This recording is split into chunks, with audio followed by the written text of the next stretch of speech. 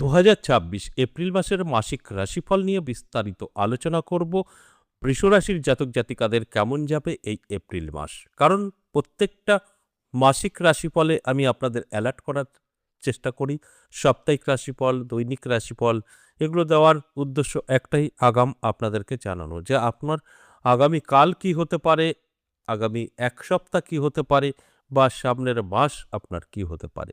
বিস্তারিত জানার পর আপনি সেইভাবে চললে অবশ্যই সেফ থাকতে পারবেন। তাই প্রত্যেক মাসেরই আমি মাসিক রাশিফল আলোচনা করে থাকি। আজ আলোচনা করছি বৃষ রাশির জাতক জাতিকাদের এপ্রিল মাসের মাসিক রাশিফল।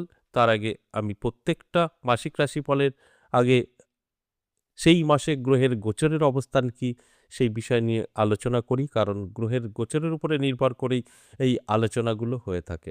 কারণ গ্রহের উপরে নির্ভর করবে আপনার ভালো, আপনার মন্দ কি অবস্থান করছে, আপনার দাম্পত্য পারিবারিক সুখ শান্তি, অর্থ, সুখ, প্রেম, স্বাস্থ্য, শিক্ষা সবটাই কিন্তু আমি বলবো এই গ্রহের গোচরের উপরে নির্ভর করে। তাই প্রথমেই দেখে নেব এই এপ্রিল মাসে কোন গ্রহের অবস্থান কোন ঘরে থাকছে। প্রথমেই যদি দেখি আমরা ২ এপ্রিল মঙ্গল সে কিন্তু রাশি পরিবর্তন করবে, মীন রাশিতে প্রবেশ করবে।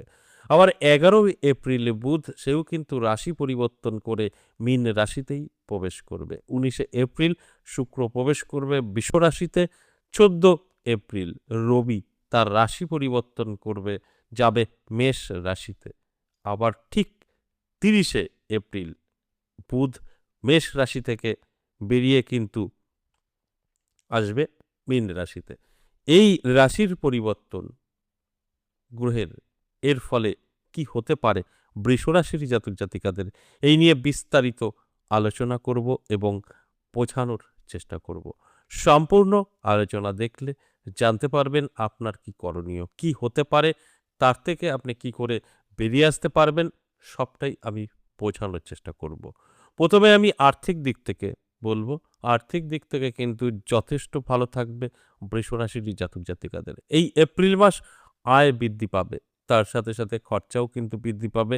খরচাটাকে অবশ্যই কন্ট্রোলে রাখলে সাকসেস কিন্তু সে পাবে। আর যদি কন্ট্রোল না রাখতে পারে সেক্ষেত্রে কিছুটা আর্থিক দিক থেকে পিছিয়েও পড়তে পারে। স্বাস্থ্য ভালো থাকবে, শরীর নিয়ে কোনো রকম চিন্তার কারণ নেই। তবে শরীরের যত্ন এবং রিচ খাবার থেকে দূরে থাকাটাই ভালো। বেকারদের জন্য বেকারত্ব দূর হতে পারে এই মাসে, যদি কিছু শুরু করতে পারে ব্যবসা বা কোনো কর্ম করার জন্য, অর্থাৎ কোম্পানি, ফ্যাক্টরি বা চাকরির জন্য যোগাযোগ করলে সেখান থেকেও কিন্তু ভালো রেজাল্ট পেতে পারে। যদি মনে হয় নিজে কিছু করবে সেটাও কিন্তু সম্ভব, ভালো কিছু হতে পারে। তাই আমি প্রত্যেকটা আলোচনায় এই আলোচনা করার উদ্দেশ্য একটাই, আপনাদের অ্যালার্ট করার চেষ্টা করি। আর অ্যালার্ট থাকলে আপনি কিন্তু জীবনে অনেক দূর এগোতে পারবেন। তাই যদি আপনি বেকার থাকেন, আপনার কর্মের প্রয়োজন, অবশ্যই আপনি চেষ্টা করুন এই এপ্রিল মাস নিজেকে তৈরি করার জন্য 100% তৈরি হবেন। সময় আপনার জন্য যথেষ্ট ভালো থাকবে। এবার দেখব যারা শিক্ষা, পড়াশোনা করছে তাদের ক্ষেত্রে। প্রাইমারি লেভেল খুব একটা ভালো যাবে না, মন বসাতে পারবে না এই মাসে। যত পরিশ্রম করবে সে অনুযায়ী রেজাল্ট নাও আসতে পারে।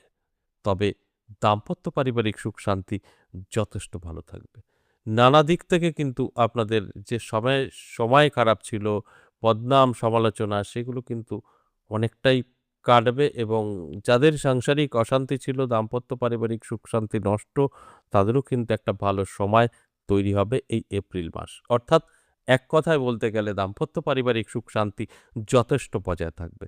তাই অ্যালার্ট থাকতে বলবো, চোখ কান খোলা রাখতে বলবো। দেখবেন আমার কথাগুলো সবটাই কিন্তু মিলিয়ে নিতে পারবেন, কারণ আপনার সময়ও যথেষ্ট ভালো থাকবে। এবার লাভ রিলেশন। লাভ রিলেশনের ক্ষেত্রে বলবো কিছুটা চাপ থাকবে। লাভ রিলেশন খুব একটা ভালো যাবে না।